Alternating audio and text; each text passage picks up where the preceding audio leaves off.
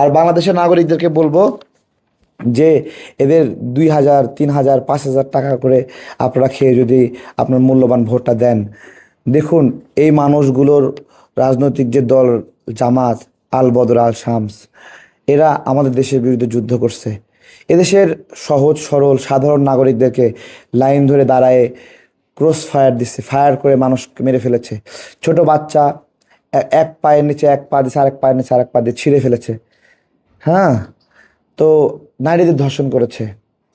তারা এখন এসে বলছে যে ক্ষমা করে দেন, বা ইতিহাসের সুস্পষ্ট করে বলেও না। তারা বলে যত ভুল আছে তত ক্ষমা চাই, কিন্তু সুস্পষ্ট করে 1971 সালে যে গণহত্যা তারা করেছে সেই বিষয়ে ক্ষমা চায় না।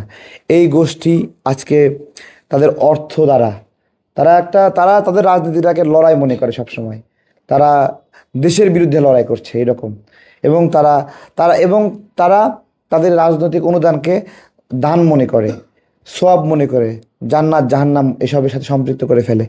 এই যে এগুলো যারা করছেন, জাস্ট একটা কথা বলেন, যেই আদর্শের উপর দাঁড়ায় আছে সেই আদর্শ মানুষগুলো খুনি।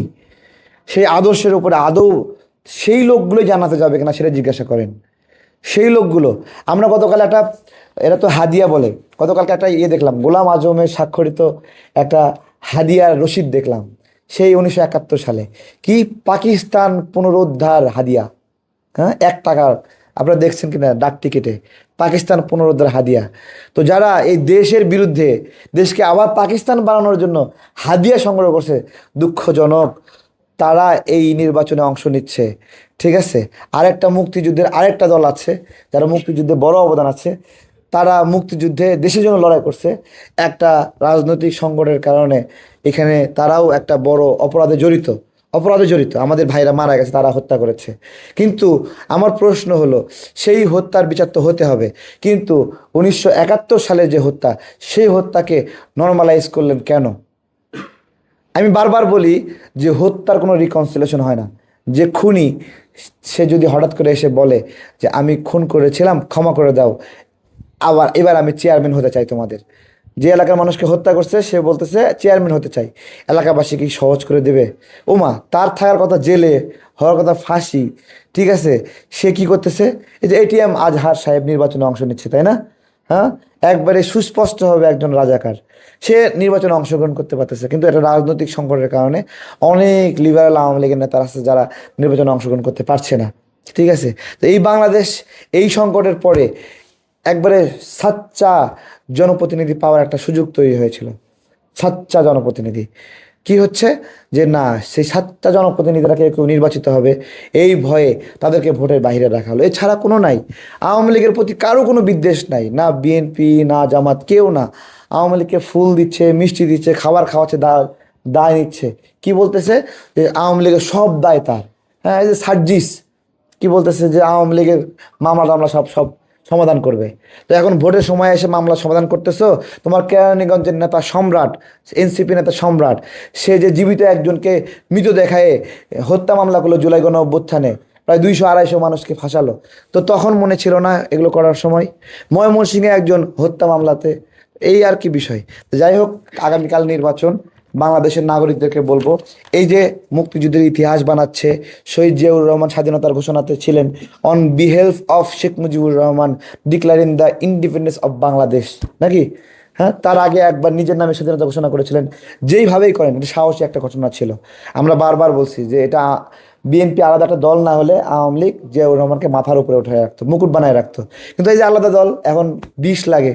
তো এগুলো, এই যে মুক্তিযুদ্ধের পক্ষের শক্তিগুলো যখন পরস্পরকে বিষ মনে করে, তখন রাজাকাররা শক্তিশালী হয়ে গেছে। নিচে নিচে থেকে থেকে থেকে অর্থনৈতিক, আজকে এত যে লক্ষ লক্ষ টাকা খেলছে, কই থেকে পাচ্ছে? এই আওয়ামী লীগের লুঙ্গির তলে থেকে থেকে এই টাকাগুলো কামাই করছে। যেই সময় বিএনপির ভাইরা জেল জুলুমের শিকার হয়েছে, নিপীড়নের শিকার হয়েছে, ব্যবসা বাণিজ্য, আজকে বিএনপির অসংখ্য নেতা ঋণ খেলাপি। কেন? এমনি এমনি ঋণ খেলাপি হয়েছে? ব্যবসা গেছে, গার্মেন্টস চান্দে উঠে গেছে। অথবা এই যে আর টিভির কথা বলি, আর টিভি ভাইয়েরা এখানে আছেন, আর টিভি, এই যে আপনার হলো ফালু ভাইয়ের মেয়ের, তাই না? তো গোয়েন্দা সংস্থার জায়গায় বসায়ে আর টিভি আওয়ামী লীগদের নামে লিখে নিয়ে গেছে। তো আর টিভি লিখে নিয়ে গেছে, কিন্তু ফালু ভাই আর টিভি বানানোর জন্য যে ঋণ নিয়েছিল, সেই ঋণ কি লিখে নিয়ে গেছে? তার ঋণটা রয়ে গেছে। ঠিক একইভাবে জায়গায় জায়গায় যত ব্যবসা বাণিজ্য বিএনপি নেতা কর্মীদের ছিল, জায়গায় জায়গায় দখল হয়ে গেছে, কিন্তু ঋণটা তো ওই নেতার নামেই রয়ে গেছে। কি? তো এই ঋণ খেলাপিগুলোর ব্যাখ্যা আমাদের জানতে হবে। এই নিপীড়নের পরে একটা নির্বাচনের সুযোগ হয়েছিল, আমাদের বিভিন্ন জায়গায় যারা ঋণ পরিশোধ করতে পারেননি, ঋণ ঋণ শুরু করতেছে, ব্যবসা বাণিজ্য করতেছে, তাদেরকে নির্বাচনে বাইরে রাখার জন্য কত ষড়যন্ত্র হচ্ছে। তো এই ষড়যন্ত্রগুলো বাংলাদেশের নাগরিকরা আপনারা দেখছেন। শুধু একটা কথা বলি, যেই মানুষগুলো আজকে মুক্তিযুদ্ধ নিয়ে খোঁচায় খোঁচায় কথা বলে না, ইতিহাস বিকৃতি করে, আমি কসম করে বলছি এরা পার্লামেন্টে গেলেও একই কাজ করবে, একই কাজ করবে। সুতরাং বাংলাদেশের নাগরিকদেরকে বলছি, আপনারা ভোট দেওয়ার আগে যারা ইতিহাস বিকৃতি করে, আমাদের মুক্তিযোদ্ধারা বলে এদের ইতিহাস বিকৃতি দেখলেই বুকে ব্যথা করে, তাহলে এখনও তো অনেক আমাদের দেশপ্রেমিক সন্তানরা বেঁচে আছে, তা সেই লোকগুলোর বুকে আমরা ব্যথা দেব? বলেন, তাদেরকে কষ্ট দেব? সুতরাং এই রাজাকাররা যেন ভোটে নির্বাচিত না হতে পারে। এরা কিন্তু কীভাবে টাকা দিয়ে কিনতেছে ভাই। ভাই আপনাদের ন্যায্য ভোট দিয়ে এরা এমপি হতে চায় না, নকল সিল বানাচ্ছে। তা ভোট ছাড়াই তারা এমপি হতে চায়, টাকা দিয়ে খরিদ করতে চায়। আজকে 5,000 টাকা পেলে 5,000 টাকাতে 7 দিনের বাজার করা যায়। 7 দিন পরে কি খাবেন? বছর তো ভাই 365 দিনে 1 বছর, 5টা 365 দিন, বাকিটা কে খাওয়াবে আপনারে? জামাতের নায়েবে আমি তাহের কি বলছে, একটা বিকৃত মস্তিষ্কের একটা লোক, যে বলে যে ভোটারদের এখন পাও ধরেন, 12 তারিখ পর্যন্ত পাও ধরেন, তারপরে কি 5 বছর ভোটাররা আপনার পা ধরে থাকবে। হ্যাঁ, এই সকল উগ্র অসৎ উদ্দেশ্য নিয়ে জনগণকে দাস বানায় রাখতে চায় তাদের তো এমপি হওয়ার সুযোগই থাকা উচিত না। তাকে তাকে তার তার প্রার্থিতা ক্যান্সেল করে দেওয়া উচিত। কীভাবে প্রার্থী হয় এগুলো? যেই লোকটা এই মনোবাসনা জ্ঞাপন করে যে 12 তারিখ পর্যন্ত ভোটারদের পা ধরে থাকবে আর বাকি 5 বছর ভোটারদেরকে বাধ্য করবে পা ধরে থাকার জন্য, সে এমপি নির্বাচন করছে।